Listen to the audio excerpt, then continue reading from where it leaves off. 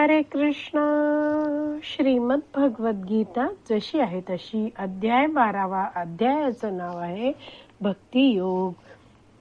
10व्या श्लोकाचं तात्पर्य 7व्या ओळीपासून पुढे वाचायला सुरू करत आहोत. त्याआधी श्रील प्रभुपादांना प्रार्थना करूया.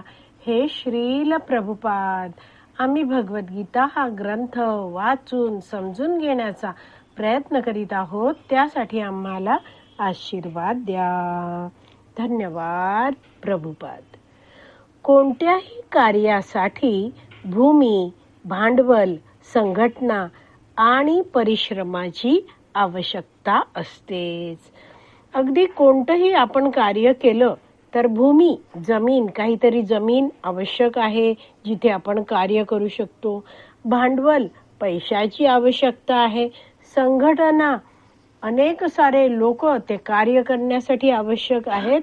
आणि परिश्रम, त्या कार्यासाठी कष्ट हे आवश्यक आहेत. ज्याप्रमाणे पुढे वाचते आहे, ज्याप्रमाणे उद्योगधंद्यामध्ये मनुष्याला राहण्याकरिता जागा, गुंतवणुकीसाठी भांडवल, परिश्रम आणि विस्तार करण्यासाठी संघटना आणि परिश्रमाची आवश्यकता असते. तर या सगळ्या गोष्टींची कोणतंही कार्य करायला आवश्यकता असते. मग तो एखादा उद्योगधंदा असो किंवा एखादी संस्था चालवणं असो.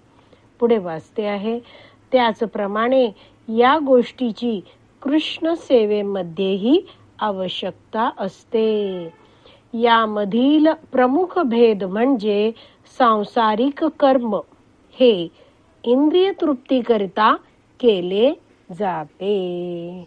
तर श्रील प्रभुपाद इथे समजवत आहेत की एखादा कार्य करायचं असेल तर अनेक साऱ्या गोष्टी आवश्यक असतात.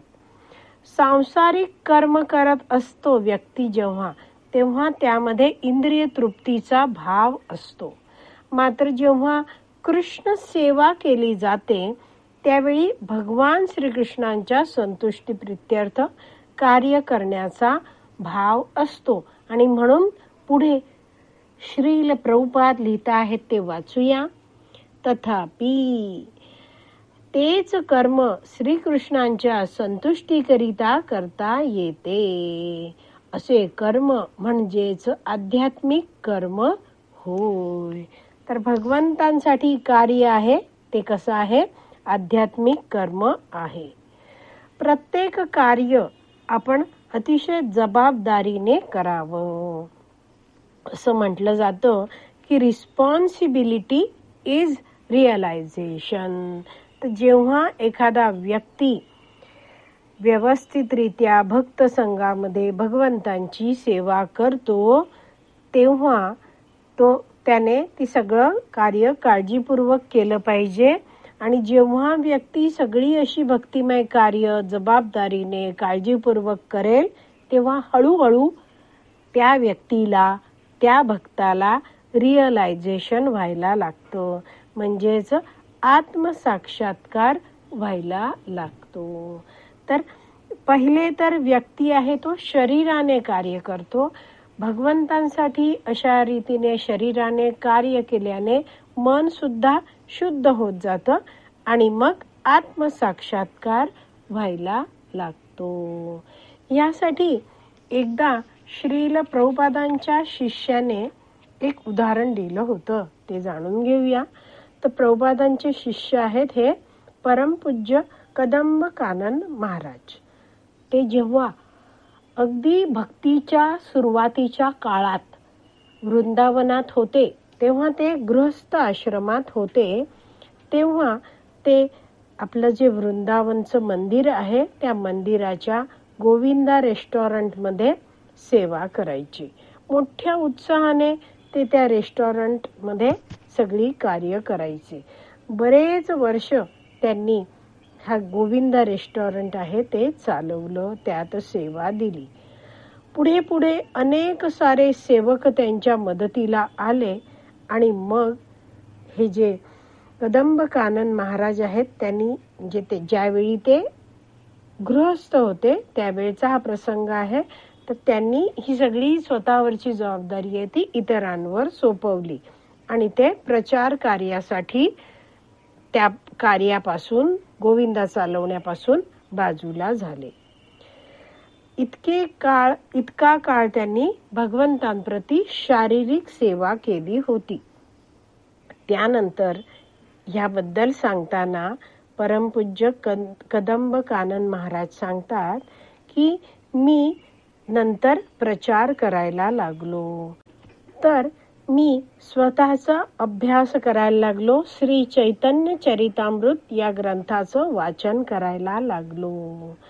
त्या आधीच्या कित्येक वर्षात मी केवळ या गोविंदा रेस्टॉरंटमध्ये सेवा करत होतो आणि प्रत्यक्ष या वैदिक साहित्याचं, ग्रंथांचं मी काही खूप सारं वाचन करत नव्हतो.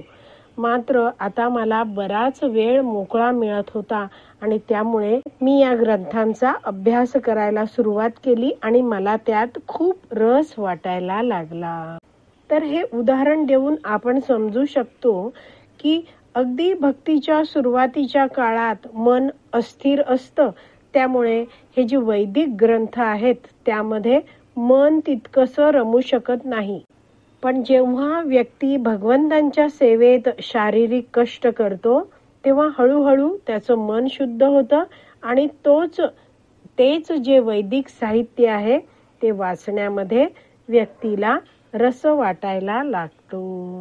पुढे वाचते आहे, जर मनुष्याकडे पुरेसे धन असेल तर कृष्ण भावनामृताच्या प्रचारासाठी मंदिर किंवा कार्यालयाचे बांधकाम करण्यासाठी तो आर्थिक सहाय्य करू शकतो किंवा ग्रंथ प्रकाशनात तो सहयोग करू शकतो. असे कार्य करण्यासाठी विविध कार्यक्षेत्रे आहेत आणि एखाद्याने यामध्ये आस्था ठेवावी. तर आस्था ठेवावी म्हणजे रुची ठेवावी. तर ग्रंथ वितरण हे अतिशय महत्वाचं आहे. या ग्रंथ वितरणामुळे कृष्ण भक्तीचा प्रचार आहे तो सर्वत्र होतो.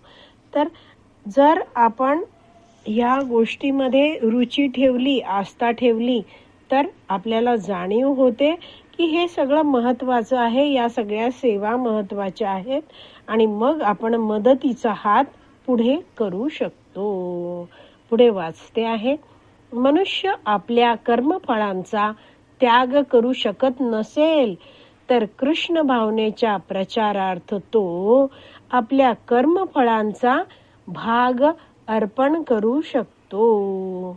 तर प्रभुपाद समजावतात की आपल्या उत्पन्नाच्या काही 10% तरी आपण भाग जो आहे तो भगवंतांच्या प्रचाराच्या सेवेत द्यायला हवा.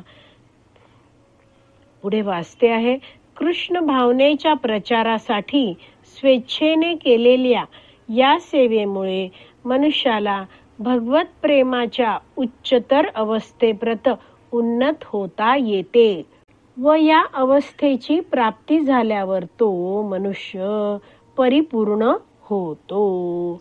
तर इथे म्हटलं आहे की ही सेवा आहे ती आपण स्वेच्छेने करायला हवी. स्वेच्छेने म्हणजे स्वतःहून मनापासून सेवा करायला हवी.